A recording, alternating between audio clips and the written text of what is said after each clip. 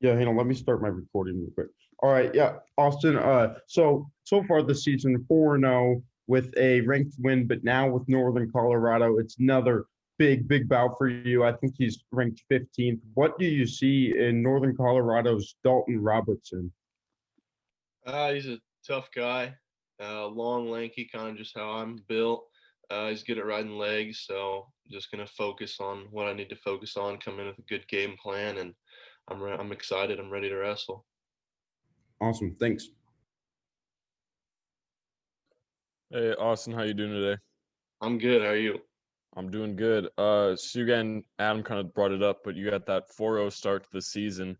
How has that kind of served as a confidence booster as compared to last season? Uh, I feel like it's been really good. It's been helping me a lot. I've kind of just been working hard, putting in a lot of extra stuff this season, and it's good to know that it's paying off. Do you think that kind of extended break because of COVID has helped or hurt your performance this year?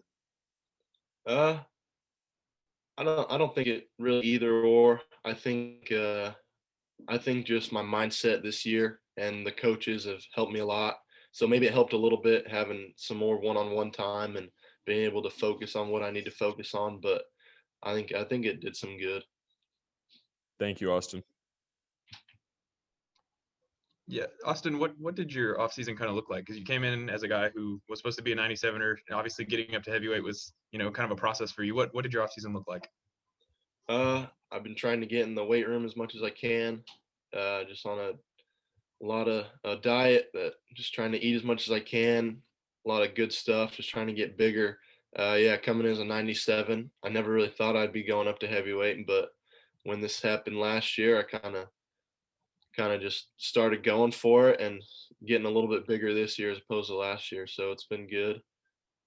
Was there a moment where you kind of had to embrace maybe that you weren't going to be at 197 anymore, that you were going to have to go up? Was there a moment where you're like, okay, like let's just go all in and try and be the heavyweight for this team?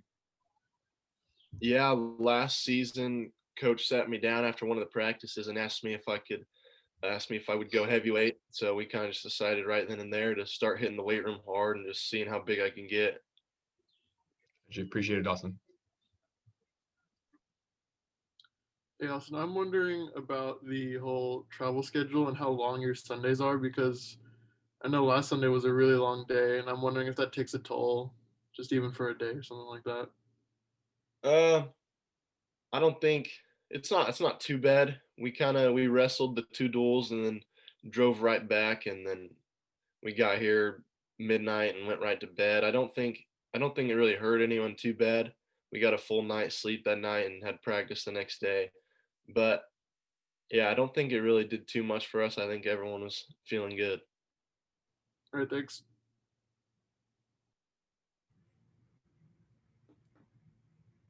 there any other questions for Austin? All right, thanks for joining us, Austin. You're good to go. All Thanks. right, thank you.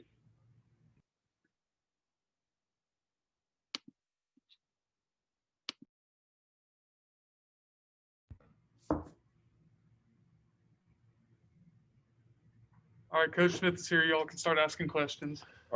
All right, Coach. I remember at the beginning of the season, you talked about the Big 12 just as a whole, wrestling conference just becoming a little bit better. And now Northern Colorado, they're a team that's ranked in the top 25 for the first time in 51 years. What have you seen from Northern Colorado that has gotten them to this point? Well, Troy Nickerson, their head coach, is one of the finest young coaches in the country. I mean, he's very intelligent. You know, he's played several roles in wrestling that has moved wrestling forward. And all I can say is, you know, he's been able to keep those better kids in the state of Colorado. He's been able to pick them up, you know, and people have gone into Colorado, Big 10, Big 12, everyone has recruited Colorado for a long time, but he's been able to convince some of the better kids in that state to stay home and go to Northern Colorado. And so you got to give him credit. His recruiting skills have been really good, and he's done a good job in and building his team. And then specifically for some of the wrestlers, like at heavyweight, their guy Robertson is ranked 15th. Those ranking matches, how much of a challenge? I mean, especially with a lot of the younger guys like Plot, Ferrari, Master Giovanni. I think he's got a big ranked matchup as well. Yeah. Well, you got to beat him. You know, I mean, heck, 15th tells me that. I mean, you know, we used to not recruit that deep in, and we didn't even recognize 15th. Now we recognize what's 15th. 15th means you didn't place at nationals. You know, so I mean, anybody that's 15th, we should be beaten. We shouldn't have anyone that's over 15, and if they are, they need to kick it in and move forward. So, you know, so sometimes, you know, you're wrestling that ranked person and you actually don't realize that you're wrestling a guy that his standing says he ain't even going to place at nationals. So what's good in it? You know, go beat someone in the top 8. Guys that are in the top 8. That's what we want to focus on. 15th, if you're getting beat by guys that are 15th, maybe you need to be replaced. I don't know. Reed's 15th. 149. Maybe no, you might be like 30th. Yeah, I can go for 30. 149 pounds. Anyway, you know my feelings now on rankings. Thanks, Coach. I appreciate it. Yeah.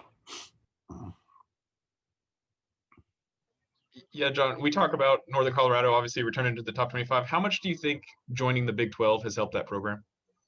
Well, you hope that it's made a big difference. You know, you hope that, you know, that it's helped you too. You know, that I feel like, you know, you look around at our conference a little bit and here we are 3-4 years into, maybe longer, 4 or 5 years into with this, adding these programs and you've seen some elevation in their program, I think in Wyoming, and they're legit, you know. I mean, you got to go watch films now and you got to go get prepared for Northern Colorado. You know, I mean, when you look at it on paper, it looks like a pretty good dual meet, you know, that, you know, if we don't kick it in gear and wrestle well, you know, there's a threat to us. So I don't think we had that 4 years ago. So yeah, I hope that it's helped them. I think they would admit that joining the Big 12 has helped them, but it's also helped us.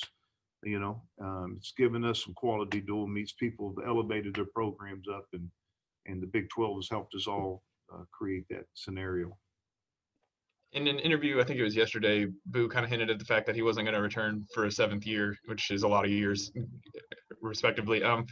Have any of your other seniors kind of talked to you about that decision? Well, I don't think they need to. Yeah, I think that for Boo, you know, your seniors, you need to focus on this being your last season. You know, don't give yourself an option to come back.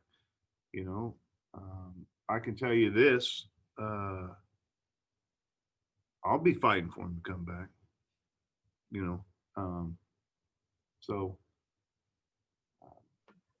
but he's thinking right. You know, it's been a long career for him and a lot of frustrations with injuries. You definitely can see that he wants to put one more good year in and ride down the road, you know. So none of my seniors I visited with, I just don't think it's something you talk about. Don't give yourself an option to come back. Make this your last season and we'll talk about it maybe later. And but you know, if you think you might have another year, you know, you might let up a little bit. So take advantage of it and chase your dreams. And then last thing from me, is there any update on Wyatt's status heading into the weekend? Not right now, you know. We'll take him on our trip. There's a chance he may wrestle in one of the matches. Just really kind of hold him back and being real careful with what we do with him right now. It's not, you know, we got a lot of the season left and just see what he can do and how he feels. It's going to be based on, the day of whether he wrestles or not. So it's kind of hard for us to decide, 2 days or 3 days before, what if he's going to compete. It's going to be how you feel, how you look, and up to 2 or 3 hours before the dual meet. All right, thanks, Coach. You bet.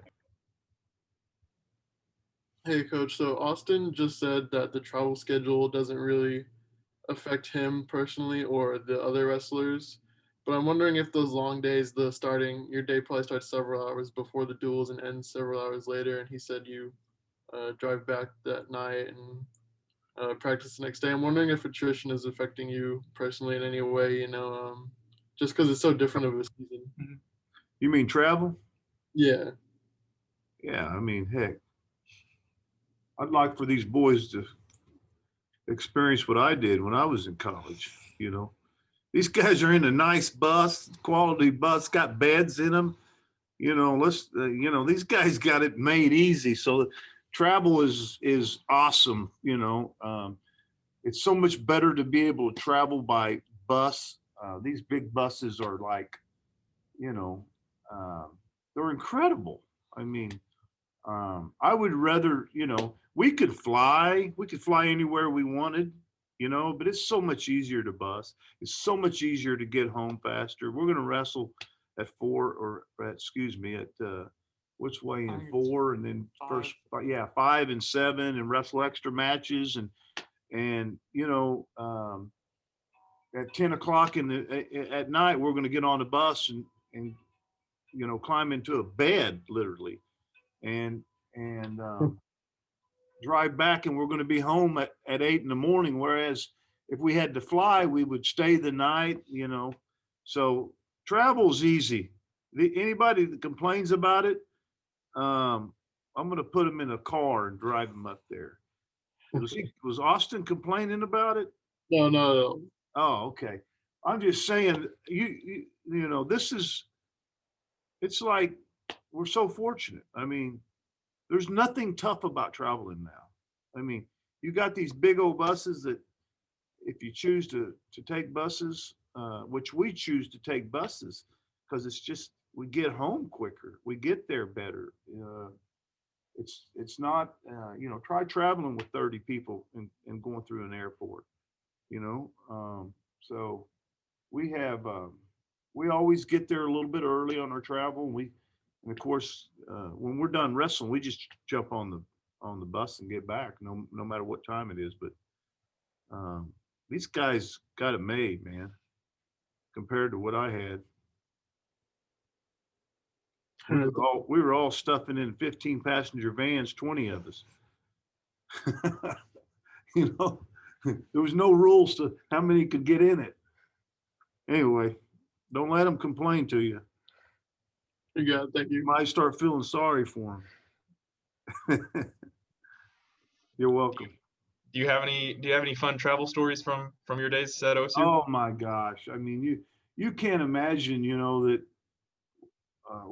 it was just crazy. Like, literally we were stuffing ourselves into 15 passenger vans, I mean, I got to be a little bit careful because, I don't even know if it was legal, stuffing 15, 18 guys in a 15 passenger vans with bags and stuff, and don't worry about having a seatbelt. You might have been laying on top of bags, and we're going down the road and, different time, man. I remember some times when we slept in the vans, 15 passenger vans, because I don't know, I think our coach forgot to reserve a hotel room. So I remember some times when we slept in the gym. We'd work out wherever we went, and we slept in the gym a few times because we didn't have the budget for hotels, so the good old days. we're living the good old days right now. Yeah, there's a lot of stories. Some of them I got to tell you in private, off record. Okay, sounds good. I think what's it called, the where it's been too long since then. Yeah, I think we're past that now, but yeah. Well, not some of these stories. They might go back and arrest, the grandson. It's so bad. all right, thanks, Coach. Yeah. Okay, guys, thanks. Thanks, Coach. You bet. Thanks, Reed. Thank you all. Thanks, Reed.